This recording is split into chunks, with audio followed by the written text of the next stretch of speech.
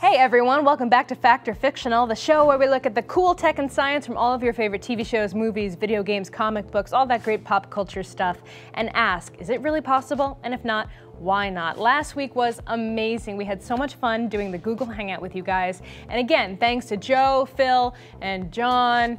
Anthony bailed on us, Anthony Carboni. He was supposed to be on the show, but then he had something important to do. Woo. We also had a great interview with Daria Pino-Rose about survival food for the apocalypse. And in fact, she posted the full recipe for our apocalypse bug salad over on her website, summertomato.com. So if you want to make it at home for yourself and your family, just head over there and follow that recipe. I think I'm pretty done with eating bugs for the near future.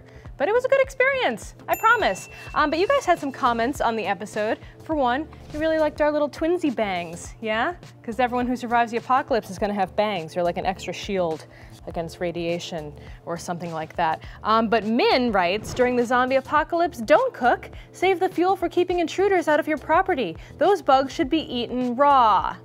No, I don't think that's not gonna happen. What do you mean fuel? You can use wood for a fire at least, can't you? I understand saving your gas and propane for other things, but it's not that hard to make a fire. It may attract some zombies, but still, worth it to not have to eat raw bugs. But this week, we are having Jon Rettinger on the show to talk about the car technology behind the big summer hit, Fast and Furious #6. Yes, there are 6 Fast and Furious movies out there. By the way, obviously, I'm not going to try to pretend like I'm wearing the same outfit as when we shot that interview, because I forgot. So it was shot a little bit earlier, but still, enjoy. First of all, Jon, thank you so much for joining us. I'm glad we finally got you on the show here.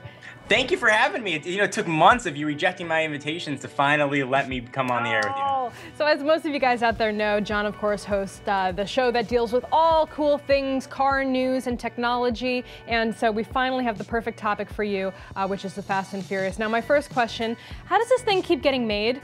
Veronica, I wish I knew the answer to that. The 6th installment made $120 million and took the top spot at the box office. I guess Vin Diesel's a draw? I guess? Paul Walker? My first question really, though, is how much of the budget do you think went into paying for all those cars that they completely totaled? I mean, I don't know the exact numbers, but the cars that they use themselves are, amazingly expensive. Now, a lot of the cars were donated. Dodge used their Dart, for example, in hopes that it's going to boost sales. So those cars are all just given pretty much as many as they need. But a lot of those cars are totally custom jobs, and by the time the movie's over, they are destroyed at custom jobs. Now, one of the things that I saw in the trailer, because I have to admit I have not yet seen the movie, is they jump from car to car at a high speed. Is that even physically possible, do you think? Spoiler alert here, there are fast cars doing crazy things. All right, so technically it's possible. Yes, it is possible, but you're not accounting for the wind velocity coming at you.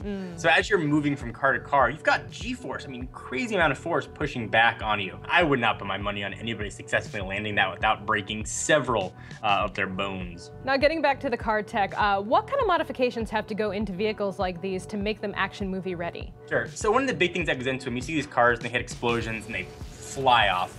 When a car explodes, it is not that extravagant at all. A car doesn't just explode. Essentially, it'd be a long, drawn-out process. The engine would catch fire. Eventually, it would pass through a firewall, which would hit the gas tank. Then you have a little bit of an explosion.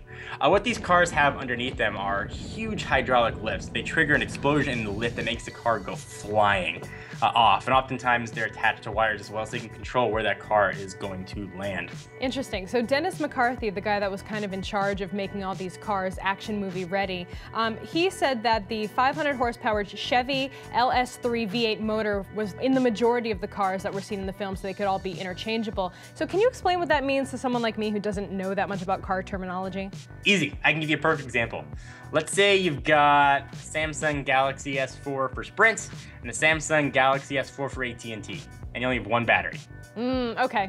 But from one to the other. You take the engine out, you can put it into another car, and you can use that really powerful, fast, really torque-rich engine. The torque is what sort of pushing the car, you know, from zero to move, take a tremendous amount of torque, and that engine is just a beast and a workhorse. So Paul Walker is driving a Ford Escort. Now in my mind, that's not really the car that comes to mind when I think of high-speed chases and like crazy action stunts. Why is that car used? Even the worst body style cars can go crazy fast with the right technologies in them. A lot of times, if you can put a big enough engine in a small body, you're going to go incredibly fast. That was really the gist of what was going on there. So what exactly is physically changed about these cars that makes them able to withstand these crashes and these falls? So the beauty of CGI is, I think, the big one there. No car is going to withstand those crazy falls. Not going to take a coupe and have a truck run over the top, turn to convertible, and still have it be totally drivable. So yeah, falls and crashes are one thing, but what about when they like jump from like a rooftop to the ground, like 40 feet? Could a car withstand a 40-foot drop and keep driving? Technically, it would be possible. You would need just tremendous shock absorbers on those things. You'd have to have a crazy reinforced axle as well. Yeah, it is technically possible, but those cars that were racing certainly do not have the kind of suspension necessary to survive anything even close to that. Of all the cars that you've reviewed for Driven, which one would you pick to drive if you were cast in the next Fast and Furious movie?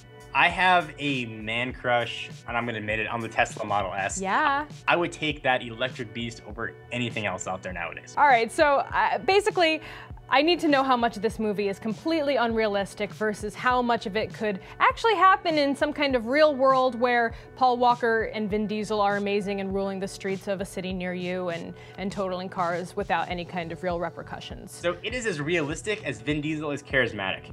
Would probably be the answer there. It gets a thumbs down for any sort of realism at all. Thumbs up for an action movie, it's fun to watch. But there is very little in there that could feasibly and actually happen in real life. All right, so it sounds like this one is fictional. Fictional. All right, I think you're gonna get some argument in the comments on YouTube about this one. But you are my expert, so what can I say? If people wanna yell at you personally, where can they get in touch with you online? People can come check us out, youtube.com/technobuffalo. You are welcome to yell at me. Bring it on, let's see what you got. Veronica, thank you for having me. Thank you for being on the show. Well, you heard it from Jon. Unfortunately, it seems like those stunts are just that, stunts. So I'm gonna give this one a fictional, but it's still pretty entertaining. And I'm pro Paul Walker for the most part. He's kind of cute. Also kind of weird. He seems kind of douchey. Is he douchey? Anyway, Vin Diesel. He looks like he smells like Old Spice. But moving forward, we want to think of a Father's Day fact or fictional topic to cover on the show. So if you guys out there have any suggestions, please tweet at me @Veronica or leave a comment in YouTube right below here and let me know what you want to see and who you want to see me talk to. And for more episodes of Fact or Fictional, make sure you come back to youtube.com/techfeed every Friday. Oh, and we have a brand new channel called TestTube at testtube.com. My friends Dave and Mauricio have a brand new show called Distort that is just awesome. You have to check it out. I'll see you next time.